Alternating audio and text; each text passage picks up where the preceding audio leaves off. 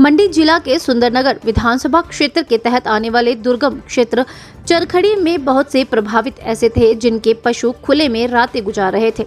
इन प्रभावितों की मदद के लिए नगर परिषद मनाली के अध्यक्ष एवं हिमालय पुत्र ट्रस्ट के संचालक चमन कपूर ने अपने हाथ आगे बढ़ाए।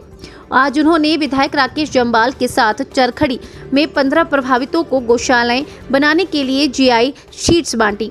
इन शीट्स का इस्तेमाल गौशालाएं बनाने के लिए किया जाएगा ताकि पशुधन को सर्द रातों में खुले आसमान के नीचे ना रहना पड़े। इसके साथ ही 15 प्रभावितों को राशन की किटें भी बांटी गई। स्थानीय महिला मंडलों को भी उनकी जरूरत के मुताबिक राशि मुहैया करवाई गई। विधायक राकेश जम्वाल ने इस कार्य के लिए चमन कपूर का आभार जताया। उन्होंने कहा कि भाजपा विपक्ष में होने के बाद भी प्रभावितों की मदद के लिए कोई कमी नहीं छोड़ रही है। प्रशासन द्वारा भी इन प्रभावितों की मदद की गई थी और आज चमन कपूर जी ने मदद के जो हाथ आगे बढ़ाए हैं उससे प्रभावितों को संबल मिला है। विधानसभा क्षेत्र के इलाका चरखड़ी की चारों पंचायतों का दौरा भी किया, लोगों से मिलना भी हुआ और समस्याओं का समाधान भी मौके पर किया।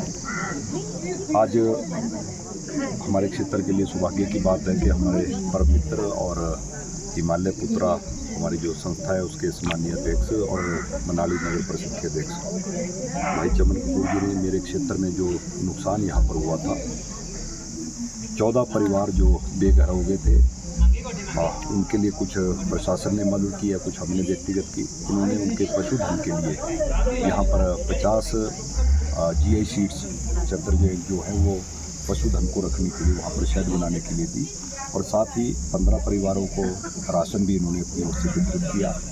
आज इन्होंने यहाँ पर 2 और परिवार थे जिनके मकानों का नुकसान हुआ है, उनको आर्थिक सहायता भी उनको दी है और यहाँ हमारे महिला मंडल है उनको प्रोत्साहन राशि के रूप में भी इन्होंने आर्थिक मदद दी है।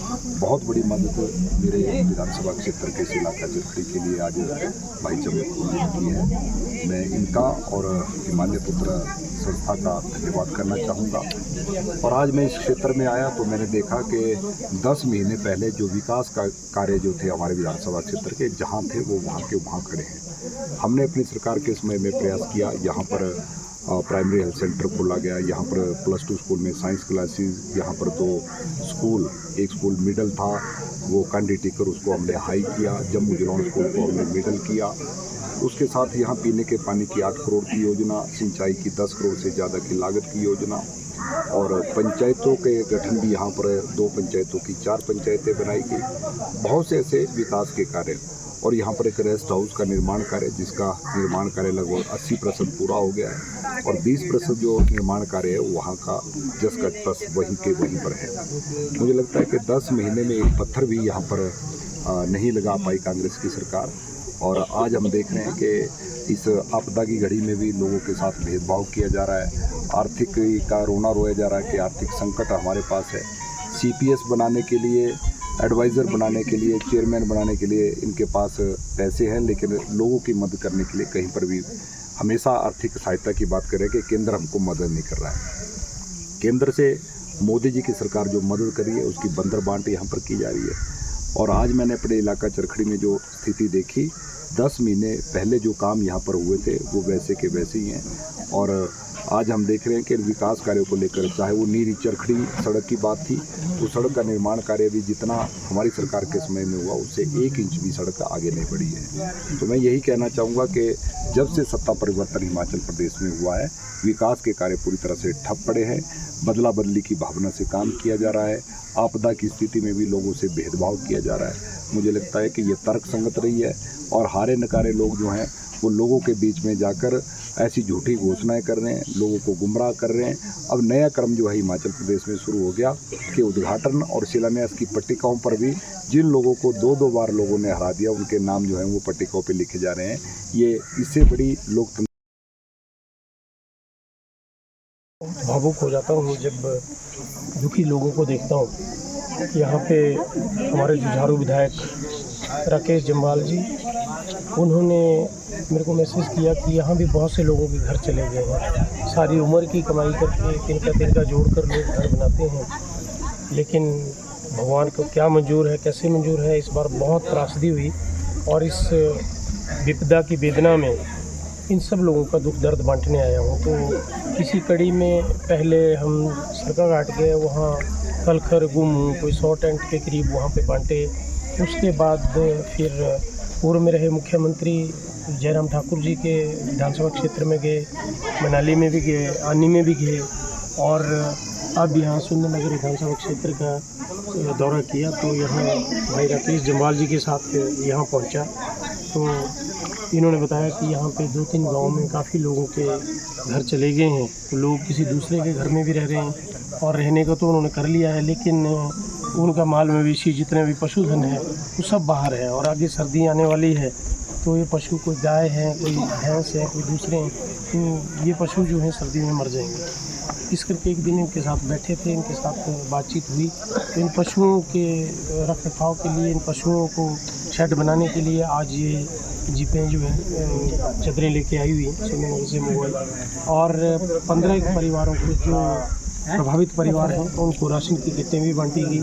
उसी के साथ महिला मंडल जो यहाँ पे हमेशा समाज सेवा का काम करता रहता है, 4-5 महिला मंडल थे, उनको भी कुछ आर्थिक सहायता दी गई। इसके साथ ही किसी दूसरे गांव में घर गए हुए हैं किसी के, उनको भी जहां विधायक साहब ने बोला उनके लिए सहायता अपने ट्रस्ट के माध्यम से की गई। और मैं बताना चाहता हूँ कि ट्रस्ट जो है हमारा हिमालय पुतला के नाम से मेरा ट्रस्ट है, उसमें कोई सरकारी सहयोग ऐसा कुछ नहीं आता, लेकिन अपनों के लिए अपनों के पास हाथ फैलाने में कोई शर्म नहीं है।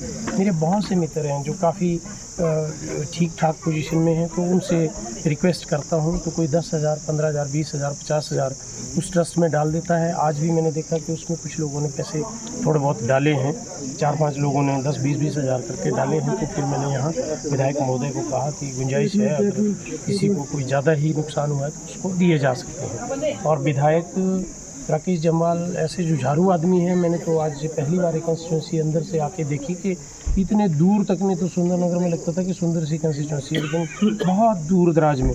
लेकिन यहाँ भी इन्होंने, जब भारतीय जनता पार्टी का राज था तो कह रहे थे कि एक बार मुख्यमंत्री महोदय यहाँ पे आए तो 35 स्कीमें एक ही दिन में मंजूर करवाई, जिसमें रेस्ट हाउस, डिस्पेंसरी, बहुत सी चीज़ें। लेकिन जब से सरकार गई है और दूसरी सरकार जो झूठे वादे करके महिलाओं को 1500 रुपये का प्रलोभन देके, गोबर 2 रुपये किलो खरीदने का प्रलोभन देके वो सरकार सत्ता में आई हुई है, जब से वो सरकार आई हुई है 10 महीने हो गए, तो कोई 10 पत्थर भी आगे नहीं लगे और वो काम वैसे के वैसे ही ठप पड़े हुए हैं। तो बहुत बुरी बात है।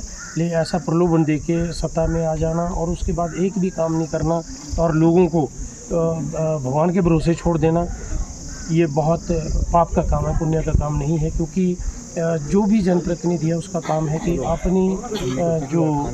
अपने कंस्टिट्यूंसी में जो भी गरीब लोग रहते हैं उनका सहयोग करें और एक समन्वय बनाए रखें उन लोगों के बीच में और प्रशासन के बीच में। क्योंकि हर आदमी प्रशासन के पास नहीं जा सकता, हर आदमी के पास ना समय है ना उनकी हिम्मत होती है किसी कार्यालय के अंदर घुसने की। तो ये काम जो है जो भी जनप्रतिनिधि हैं उनका है, लेकिन वो बड़ा काम ना करके उन्होंने सब काम ठप कर दिए हैं। जहाँ के हमारे पूर्व मुख्यमंत्री ने ज़रूरत के लिए जो कार्यालय खोले भी थे वो भी बंद कर दिए हैं, और जो गारंटी इन्होंने 1500 रुपये की दी थी वो तो क्या देनी, लेकिन जो पीछे के जो मिल भी रहा था लोगों को सहयोग वो भी बंद किया हुआ है। तो इसलिए इस ओर सरकार को सोचना चाहिए। बाकी भारतीय जनता पार्टी हमेशा लोगों के साथ खड़ी है और हमेशा सहयोग करती रहेगी।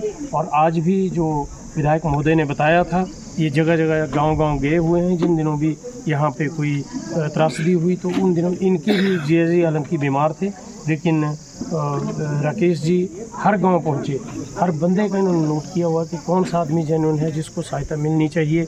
जैसे कांग्रेस पार्टी ने रेवड़ियाँ बांटी, अपनों को दी और लूटपाट करी, वैसा नहीं है। ये हमारी अपनी पर्सनल कमाई और मेरे मित्रों की कमाई का धन है जो बड़े जेन्युइन तरीके से बांटा जा रहा है और बांटा जाएगा। तो जहाँ भी विधायक महोदय बताएंगे। बिलासपुर कुठेड़ा से हिमाचल प्लस न्यूज के लिए विनोद चड्ढा की रिपोर्ट।